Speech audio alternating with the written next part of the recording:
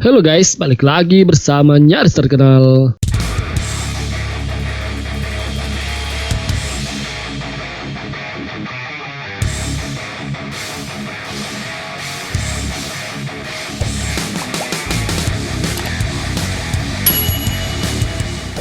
Rusia mengklaim baru-baru ini telah menembak jatuh 40 drone Bayraktar buatan Turki. Meski demikian, Moskow hanya menemukan satu bangkai drone sebagai bukti di Suriah. Adapun ilmuwan politik di Universitas Stanford Amerika Serikat, Francis Fukuyama mengatakan, pengiriman drone Bayraktar TB2 Turki ke Ukraina bisa menjadi pengubah permainan dalam konflik di Ukraina. Rusia mengandalkan taruhan mereka berdasarkan sistem pertahanan udara jarak pendek dan bergerak pansir yang telah beraksi di Suriah dan Libya. Turki dan Fukuyama mendasarkan argumen mereka pada keberhasilan Bayraktar di Nagorno-Karabakh, Libya dan Suriah, serta baru-baru ini dalam perang Tigray, Ethiopia. Tapi siapa yang benar? Banyak hal yang tergantung pada apakah Rusia benar-benar dapat memberikan hasil positif dalam menggagalkan serangan drone di wilayah Donbas di Ukraina. Sejauh ini setidaknya ada satu serangan Bayraktar yang berhasil dilancarkan. Sistem pertahanan udara Rusia dan drone Turki telah lama adu kuat di tengah ketegangan yang sedang berlangsung di sepanjang perbatasan Ukraina. Nah, jika situasi seperti perang muncul, maka kedua senjata ini akan menunjukkan kekuatannya terhadap satu sama lain. Namun banyak negara di dunia secara aktif memainkan peran untuk mencegah kemungkinan perang. Bahkan Ukraina telah menempatkan drone Bayraktar TB2 yang dibeli dari Turki di perbatasan Rusia. Sebagai tanggapan, Rusia juga telah mendirikan sistem pertahanan udara jarak pendek dan bergerak pansir di daerah perbatasan. Drone Bayraktar TB2 Turki yang berbahaya membuat kepanikan di dunia.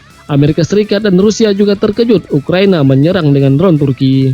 Pada bulan lalu, Ukraina menyerang kelompok pemberontak yang didukung Rusia di Crimea dengan bantuan pesawat tak berawak dari Turki. Militer Ukraina mengatakan telah menghancurkan Howitzer dengan drone Bayraktar buatan Turki dan membunuh beberapa pemberontak bersenjata yang beroperasi di daerah Donbas. Ukraina mengklaim dua tentaranya tewas dalam serangan oleh Howitzer D-30 122 mm milik pemberontak ini. Banyak negara barat, termasuk Ukraina, Amerika telah mengkritik Rusia karena mendukung pemberontak ini. Tetapi Moskow selalu membantah klaim ini. Rusia telah mengerahkan sistem pertahanan udara jarak pendek dan bergerak pansir untuk melawan drone buatan Turki. Seluruh dunia telah melihat kekuatan luar biasa dari sistem rudal ini dalam perang Suriah dan Libya. Bahkan sekarang militer Rusia sebagian besar menyebarkan sistem rudal ini di Suriah. Pada saat yang sama, drone Bayraktar TB2 Turki juga telah mengubah gelombang banyak perang. Keberhasilan drone Bayraktar di Nagorno-Karabakh, Libya dan Suriah dan baru-baru ini dalam perang Tigray, Ethiopia membuatnya menjadi topik diskusi global. Dalam beberapa tahun terakhir, penggunaan drone dalam konflik regional kecil telah membuktikan kegunaannya. Oleh karena itu, di era sekarang ini, drone dipandang sebagai senjata baru yang strategis dan efektif di medan perang. Banyak pejabat militer Amerika, Rusia dan Inggris telah menyatakan keprihatinan serius tentang drone buatan Turki dan Cina. Menteri Pertahanan Inggris Ben Wallace membuat pernyataan yang sangat kuat tentang drone Turki di Suriah. Dia kemudian mengatakan drone buatan Turki mengubah situasi geopolitik global. Banyak negara telah menunjukkan minat untuk membeli drone Turki ini. Ini juga termasuk Qatar dan Ukraina. Drone ini telah disiapkan oleh perusahaan yang mengklaim senjatanya lebih mematikan. Baykar mulai memproduksi suku cadang mobil pada tahun 1984, kemudian bergabung dengan industri kedirgantaraan.